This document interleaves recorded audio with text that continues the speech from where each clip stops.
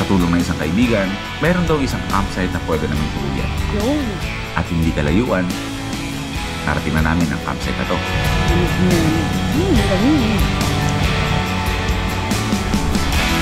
Alas 10 na ng gabi, kailangan na namin magpahinga. Good night, everybody. See you tomorrow. Nagising kami ng alas 2 na madaling araw. May kumakaluskos, guys. May kumakaluskos.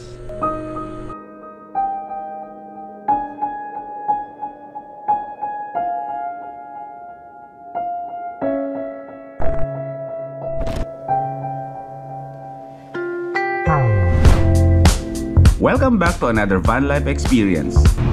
Nakaluwa agad ah.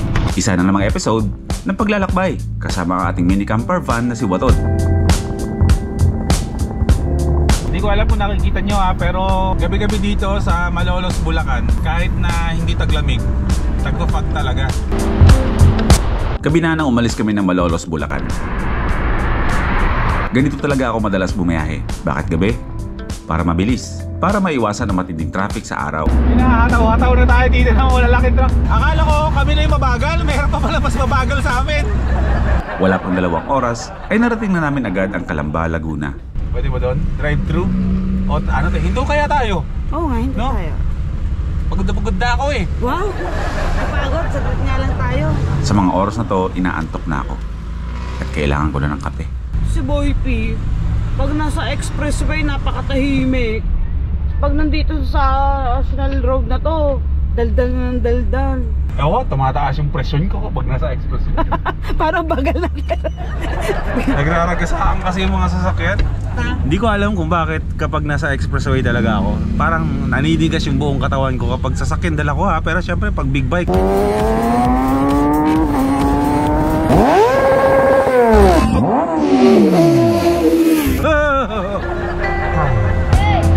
Cross? Yes! Ang galing ng mga alagaan ng marunong, no? may nag-assist ba? Yung bata. Boy! Nag-assist ka? We! Ano nga, sige, atros! Sabi niya, Atros, mo. Kaya ko naman eh! Risa! Hindi, bigyan natin 5,000. Wow! 5,000 ano ka? Kuya Will! Yan na! Anong trabaho mo? Ha? May mga magulang ka pa ba? Kung meron kang isang gustong bagay na gusto mo magkaroon, ano yun? Wala, kung sumagot yan, hindi mo mabigay ah. Meron naman tayo napasayang. Tara na, magkape ka na. Ikaw? Ako pala yung magkakape. Op, baka tumama sa side.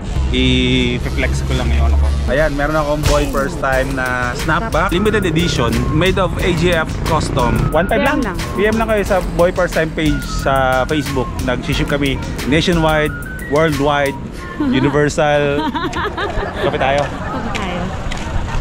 Isang large brewed coffee. Ano sa'yo? Boy pa nyo, kaping-kape na oh. Kanina pa nag-aantay yan. Matal na yan eh. Tinawag lang, wala pa yung kape. Ayan na. Kape lang in-order niyan. Tagal-release ng police clearance ko. Libre daw niya ako, bumaba pa kami ng sasakyan. Libre kita. Ano sa'yo? Jollibee gusto ko eh. Eh kasi hindi tayo magkasundo sa trip natin. Ako kasi si McDo, ikaw si Jollibee. Eh wala naman tayong nadaan ng Jollibee ah. Meron? Meron ba? Oo, laka-laka ng mukha ni Jollibee dun kanina eh. Hindi nga, seryo pa meron? Meron, bago to. Ay ba't di ko nakita? Eh syempre, ang nasa utak mo kasi McDo na, kaya ang McDo lang nakikita mo. Ba't di ka pumara? Tignan mo yung itsura ni Watod. Compare mo dyan sa mga katabi. Di ba siya lang yung kakaiba, di ba? Oo, cute. Surplus kasi.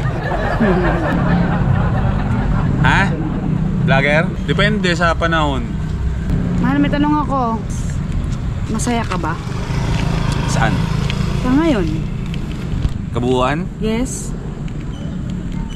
Oo naman. Mukhang bang hindi. Ito ko naman masaya ka. Naka-brace ako. Ganyan. May bagong cup. May nabili akong fake na relo. Nakakala ko totoo. kumupas, kape sa McDo, masaya ako. Ba't mo ba natanong yan? Ano ba naman yan? Wala lang, naisip ko kasi, di ba syempre nagbaban live ka na ngayon. Oo. Naisip ko lang, paano kaya kung yung mga friend mong motovlogger, biglang mag-change career, mag-van life na rin, tapos lahat na kayo magbaban life. Why not naman? Di ba? Pero depende. Parang ayoko. Hindi. Depende naman kasi yun eh. Eh sabi ko naman, sinasabi ko sa kanila, go lang. Marami nagtatanong sa akin yung mga kaibigan ko na gustong magganito. Sabi ko, go. Bakit hindi naman, di ba? Masaya naman. 80 degrees na kabaliktaran ng dati, di ba?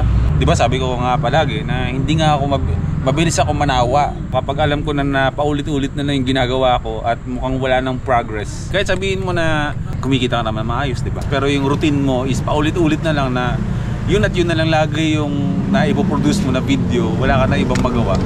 Na mabilis ako manawa. Mabilis ako manawa, pero mabilis ako makaisip ng bago. Kung gusto nilang pumasok, di pumasok naman sila.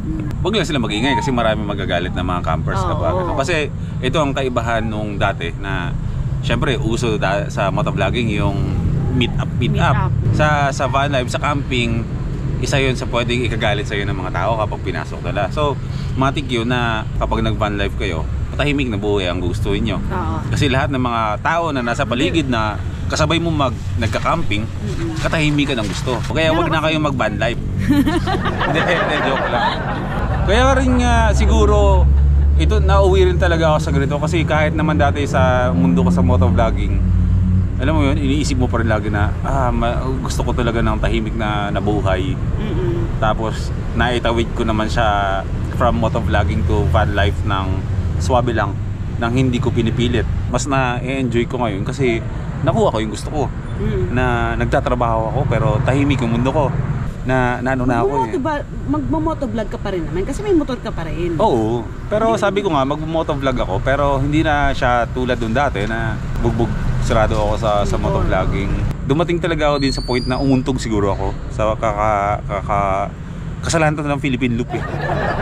Nung nagawa ko yung Philippine Loop, hindi ko alam kung ano na ulit yung gagawin ko kasi nakapag Philippine Loop na ako ng 2 beses. I mean, ako yung may problema. Okay. Which is problema na hindi naman negative, positive kasi hindi naman ako nakikipag-compete sa iba. Ang ka-competition ko is yung sarili ko palagi. So parang nung nakapag-Philippine Loop ako, gusto ko kapag gumawa ulit is mas higit pa dun sa pagmumotor, higit pa dun sa pag-Philippine Loop yung gusto kong gawin. Kalaban ko lang din sarili ko, pero masayang laban kasi sarili mo lang naman ang kinakalaban mo eh. Eh paano nga kung lahat na nga? As in lahat nag-van life na din.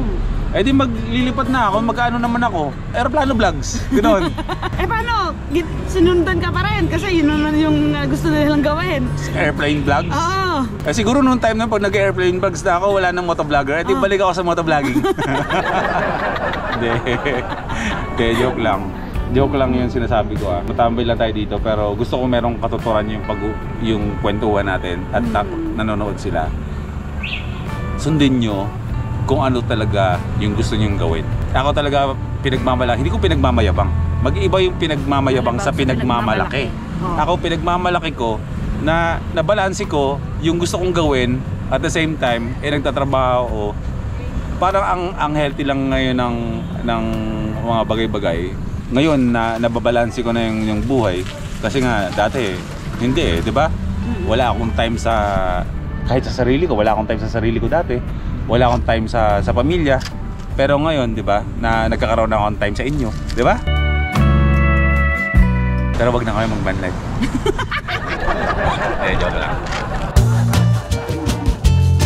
Okay, sa pagpapatuloy ng vlog natin, the next day na ulit to.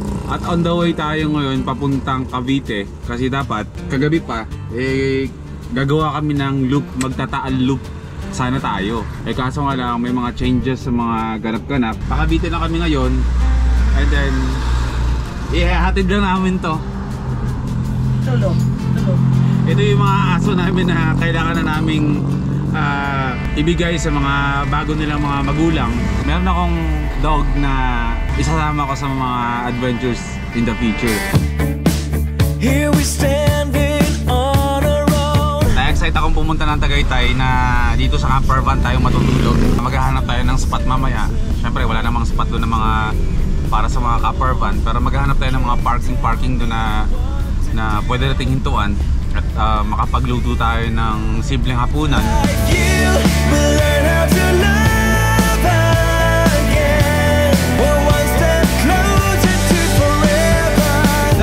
Ano pangalan mo, bro?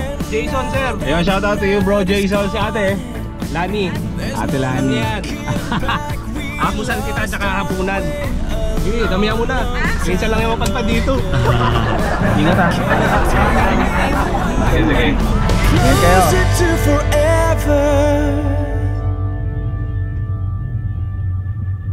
At sa pagpapatuloy ng ating biyahe, ginabi na kami sa biyahe papuntang Tagaytay. Ba't mukhang hindi papuntang Tagaytay? Ba't parang papunta na tayo ng Mindanao? Dilim! Sa biyahe na to, wala kaming booking sa anumang campsite. Meron kaming isang kaibigan na nag-o-offer ng magandang spot. Yun nga lang ay nasa biyahe pa siya pabalik na Manila, galing Palawan. At dahil gabi na, wala na rin kami mabilhan ng lulutuing pagkain. Oo, may mga bukas pa ng mga restaurant. Pero ang goal kasi natin palagi sa bawat biyahe ay hindi yung gumastos na malaki. Magkano durian? Durian? 300? Per kilo? Mahal naman. Hindi, ano na lang kami? Kape na lang. Grabe yung ano dito. 70 lang sa akin ah. Kasi Tagaytay. Kahit na. Sa dami nyo lang titindang niya. Kauubos ba yun dito kung pinakalakaran? Ang goal natin, maghanap na lang muna ng... bibili tuyo, no? Tuyo, no? Tipid mood lang. Pero hindi naman to the point na kakain kami ng pagkain ayaw namin kainin. Lamig. Buti na lang may mga dala tayong mga jackets dyan. Kumot. Lahat ng panlaban sa lamig. Meron tayo. Okay, update. Nasa Tagaytay na tayo. Kaibigan namin nila Gino, si Mac Rius. Merong spot sana na gusto namin tuluyan. Kaso, nasa aeroplano pa lang galing Palawan pabalik ng Manila. Tinignan ko sa mapa, yung lugar kabundukan at walang kabahay-bahay. So syempre safety first tayo. Do alam ko naman na sinasabi niya na safe daw yung lugar. Change location tayo. Siyempre siya bumili ng itlog na lulutuin. Naghahanap kami ng tuyo pero wala kaming makitang tuyo. Hanap pa tayo. Maghanap pa tayo, no? Habang nagpaplano kami kung saan kami maghahanap ng matutuluyan, dumaan na lang muna kami ng 7-Eleven. Kali, my favorite. Cellphone mo? Ito, ilaw ko. Hanap ako ng hanap. Walang ilaw eh. Thank you very much. Lighting. Di ba sinasabi? Nagkakaroon ako. May parasan sa labas ng 7-Eleven. Kumain na lang muna kami, pansapin sa mga kumakalam naming sikmura.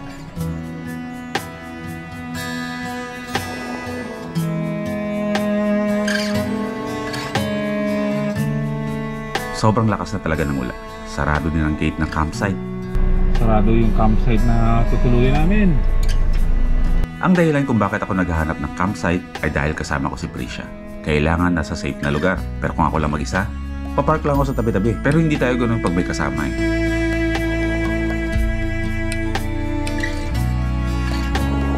Sa tulong ng isang kaibigan, mayroon daw isang campsite na pwede namin tuluyan. At hindi kalayuan, narating na namin ang campsite na to. Lamig niyan. Lamig. Meron na tayong tutulugan. Pagkatapos ng ilang paikot-ikot, pabalik-balik dito sa Tagaytay, meron tayong natuluyan. Camping site siya. Tanawin sa gulod. Nag-a-accept sila ng mga nagka-camper van dito. Restaurant sa harapan, may campsite sa likuran. 1,000 yung singil sa amin. Sabi ko, ang mahal naman para matulog lang. Pinakiusapan ko yung bantay dito. Pinaalam naman nila. Sabi ko, naka-camper van naman po kami. Baka pa pwedeng yung parking space lang po ang bayaran namin. Since na doon lang naman kami matutulog, hindi naman kami maglalagay ng mga tent sa labas. Pumayag sa halagang 300. Pwede na. Bukas yun na makikita yung view. Siyempre kasi madilim na. Pero sobrang ganda. As in overlooking na nakikita mo talaga yung kabundukan dito sa baba mismo. Tama lang din na meron kaming mga dala mga kapal na mga blanket dito Malamang doon ako sa harapan matutulog, no? Hindi, tabi tayo. Kasya tayo dyan. Kasi tayo dito. O sige, siksik natin sarili natin. Oo, malamig naman. Magluluto lang kami ng aming... Kahit na nakapaghapunan na kami, kailangan namin magluto ng noodles para meron kami mainit na sabaw. So magtitimplahan lang muna kami ng kape dahil sobrang lamig talaga dito. Tignan nyo ha, ito yung portable na rice cooker na pinag-iinitan din namin ng tubig. Yung rice cooker na yan, connected yan dito sa Bluetti. So from Bluetti, going to the rice cooker, mag-iinit kami ng tubig. Bagamat hindi nyo nakikita, nasa overlooking tayo nakapwesto. At napakalamig. Kasi kung tutuusin, pwede naman kasi talaga yun eh. Kung gusto ba nila parking gaming, parking lot gaming, or pumunta talaga sila sa area kung saan pwede silang magbuklat ng mga awnings nila, ng mga roof tent nila. Pero sinisigurado ko sa inyo na hindi porket naka-camper van kayo, lahat ng hihintuan nyo sa gabi or lahat ng mga lugar na magsispend kayo ng overnight, makakatulog kayo sa magandang lugar, sa komportableng area. Huwag kayo mag-expect na palaging parang wow. Talagang puntahan to ng mga tao, pero dahil nga mas appreciated natin ngayon dahil sa ganito tayo mag-overnight, ibang experience. Pero kung magka-camping ka dito, very common. Pakita ko lang muna sa inyo yung mga pinagagawa ko dito sa loob ng van, yung mga nakaraang araw habang binabagyo-bagyo pa. Di ba ito yung wall na bakante dati? Ayan, pinagkabitan ko ng mga ano yan, ng mga hammocks, hammock ng Sierra Madre, syempre ng altitude, yan yung tarp. May ano rin dito, hammock din to ng ano, ng altitude. Syempre yung kaibigan ko, Shed Culture, meron din akong hammock niya. Lahat yan nakakabit dito sa likuran ko. Tapos yung mga sapin sa sahig na minsan lang naman kapag nagtitent, kinabit ko na rin dyan. Magkabilaan nilagay ko. Meron na akong mga hooks na pinagkakabitan ng mga ilaw kahit saan. Sabitan ng hanger kapag may mga brief o shorts o damit na hindi masyadong natuyo. Pag bumabiyahe, sasabit ko lang dito sa mga hooks, matutuyo yan. Grabe yung fog, oh. Alam mo may nagsisiga. Oo. Yan, umamin ka na sa krimeng ginawa mo. Thank you, Bluetti. Yes. Okay. Tanggam ka man, bahala ka na dyan. Korean noodle. Korean noodles. Noodle. Kasi pag Korean noodle, isang hibla lang yun ng ano. Noodle. Jabdal. Not chefdel. Korean noodle. Not chefdel. How are you, my friend? Siguro dun sa mga taga-Korea, sa malalamig na lugar, pag sinaserve sa kanila na mainit yung noodles, as in talagang kain agad sila, kahit umuusok pa. Siguro dahil nga sa malamig yung panahon. Gusto nilang, ayaw nilang lumamig bigla-bigla yung mga noodles nila. Kaya mo yan, kakaluto lang natin, wala ka na, kahit mainit, nakakain mo. Kaya nga. Wow, di mo? Kali. Kali. Baka naman.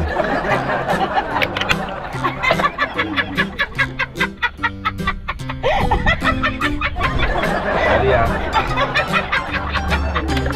Kali.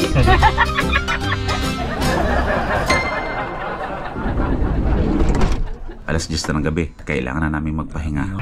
Good night, everybody. See you tomorrow. Nagising kami ng alas 2 ng madaling araw. May kumakaluskos, guys. May kumakaluskos. Parang may daga dyan sa taas. Kaya paano magkakaroon ng daga dito bagong gawa to? Parang kumakaluskos. Oo, kanina pa. Hindi ko mawari kung sa labas o yung sa roof tent. Hindi ko alam, parang tunog. Hindi ko alam eh. Check mo nga. Ayoko. Check mo lang. Namaya na. May bantay namang guard dito, di ba? Diyan naman yung gwardiya.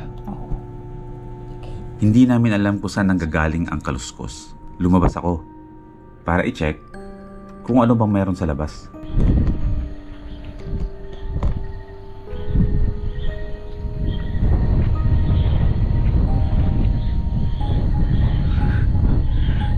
Yung sobra yung kaparaningan ko kanina.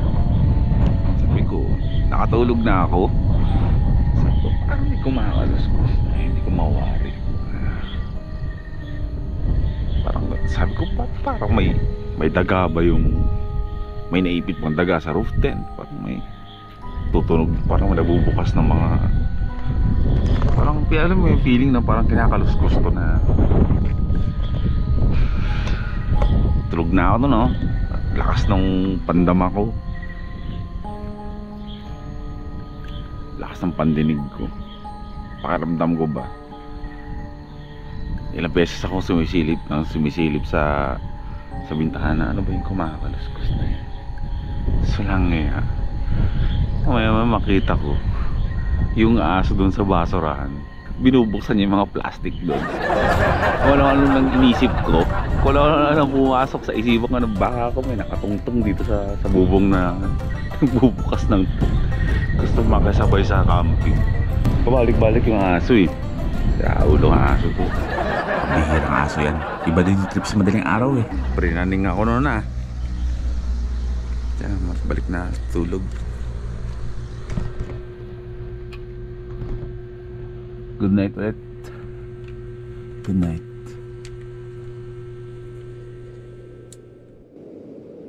Kinabukasan,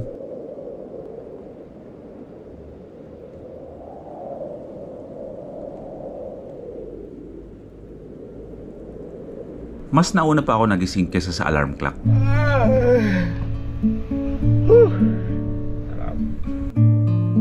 Alas 6 ako ng umaga lagi gumigising, may biyahe man na wala.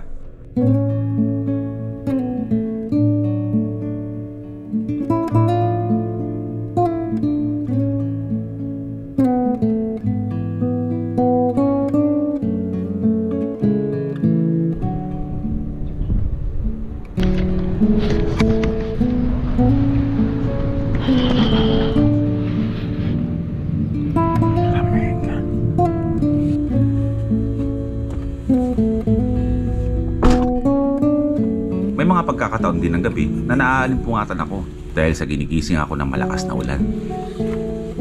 Pero mas napaaga dahil sa lakas ng hangin.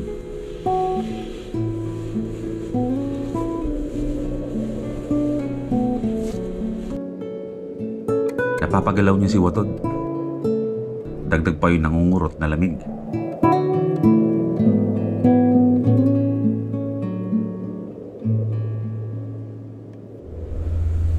Napakaganda ng view ko dito. Good morning. Mula dito sa Tagaytay.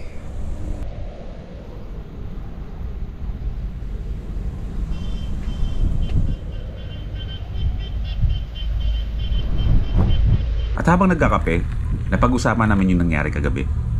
Eh di ibig sabihin nung may kumakaluskos na yon, habang tulog ako gising ka. Hindi ka pa tulog nun eh. Oo. Hindi ako makatulog kasi nga kaluskos ng kaluskos. Gusto ko tang gisingin kaso ang sarap naman ng tulog mo. Oo. Wala na. Ako mismo nagising eh. Kaya nga eh, kasi nga sabi ko, wala, kumakaluskos tapos gumagalaw pa tong van. Malakas kasi hangin. Kaya nga, dun pa ako natatakot, akala ko lumilindol. Oo. May kumakaluskos na, gumagalaw pa yung van. Pinakabatay ng aso. Puting aso eh. Di ba nung paglabas ko pa nga, sabi ko ba, shoo! Ako natakot tayo, yung pala, aso pala. Nagkakalkal ng basura. I love your madness. It's so incredibly beautiful. Oh, you shine like gold. So mamaya, pag nandun tayo sa syudad, wala na. Hanap ulit ng panibagong... Mainit na. Hindi, dito na tayo pumunta lagi sa malamig. Yung bagyo, ang layo. Pero masarap din sa bago. Ano naman mag-vlog ko? Ano tayo ng... Okay. Laki tulong din ng ano no, nung pintuan sa likod, no? Hindi natin kailangan. Pero kailangan natin dito ng ano. May nabibiling parang ano pa yun eh. Parang may nilalagay silang sinasakog dyan na parang magiging parang room pa rin yan. Kaya nga. Na merong trapal na nakaganyan na mesh pa rin at pumapasok pa rin yung hangin.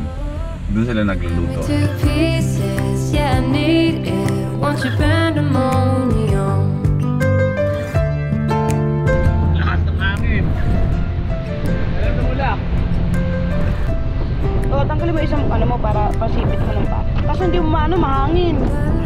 May hawakan naman. Is endless. I O, know. ingat ha, ingat. Just do what you want with me. Yun.